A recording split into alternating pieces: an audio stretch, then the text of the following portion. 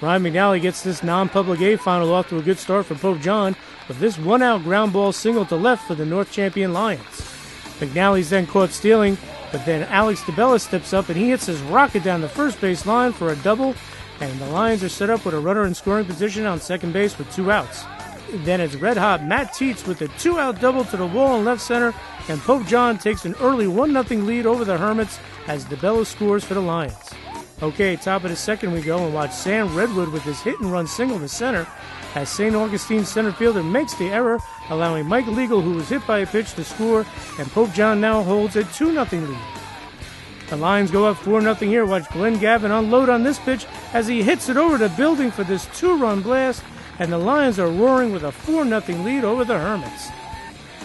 All right, big inning here for St. Augustine, but Pope John pitcher Brendan Mayers gets the strikeout to start the inning here in the bottom of the second. But the Hermits scored their first run here on this wild play.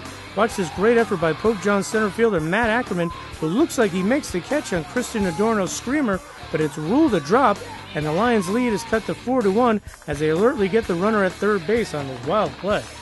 And the Hermits knotted at 4 apiece. Watch Anthony Kukuza clear the bags with his bases loaded double off the hanging curveball, and we've got ourselves a tie ball game. But it doesn't stay tied for long. Watch Barry Bukowski rip his RBI single to left with 2 outs, and the Hermits go up 5-4, and they are not through. Watch Carlo Randazzo turn on this pitch as this laser soars over the left field wall, and all of a sudden St. Augustine has a 3-1 lead, 7-4. What a game. Okay, bottom of the third, and Pope John's defense comes through. Watch Mike Legal feed Matt Tietz, who turns it at second base and gets it to Connor McGlynn to the out of first for the double play to end the inning, with the Lions trailing by 3, 7-4. All right, top of the fourth, and watch St. Augustine with the defense here. Watch Rich Elfreth rob Sam Redwood of an extra base hit with this terrific snag in center field. All right, we move to the top of the fifth, and DeBella shows why he's one of the best around.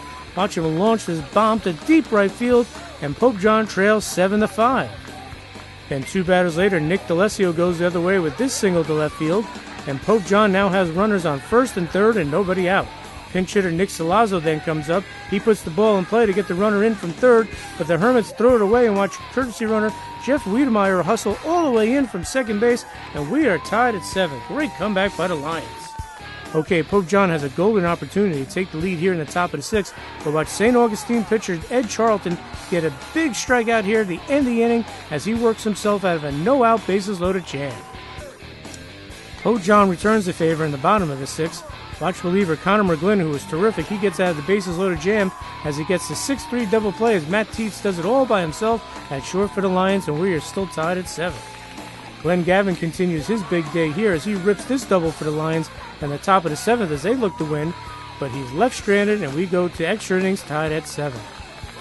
Okay, neither team scored in the 8th. We go to the bottom of the 9th, and with 2 outs, it's Christian Camerlingo with the game-winning, championship-clinching RBI double to left as he chases home Maceo Aponte as the Hermits nip Pope John 8-7 to win the non-public A title, ending Pope John's dream season. We jumped out to an early start. My home run in the second really gave us an edge, and we were really pumped. And Mayers never pitches like that. Everyone has a bad day, though. You know what I mean? He's the best pitcher in the state by far. And we bounced back, though. We never quit. Like the Del Barton game, we never backed down till the end. And just a couple last innings, we need to get some extra base hits, and we didn't get it done. But 9 times out of 10, this team, we keep fighting, and we always found ways to win, but today it just didn't come out that way. Win these big games, you got to come up big in the big situations. We loaded the bases in one of those innings, and we didn't get any runs out of it. We didn't really make any errors today, but, we got to come up with that big hit when you need it. But overall, I'm proud of the guys, and, let's just put this behind us and, hang out before we have to go out to college. And, we gave it our all, and that's all you can ask for.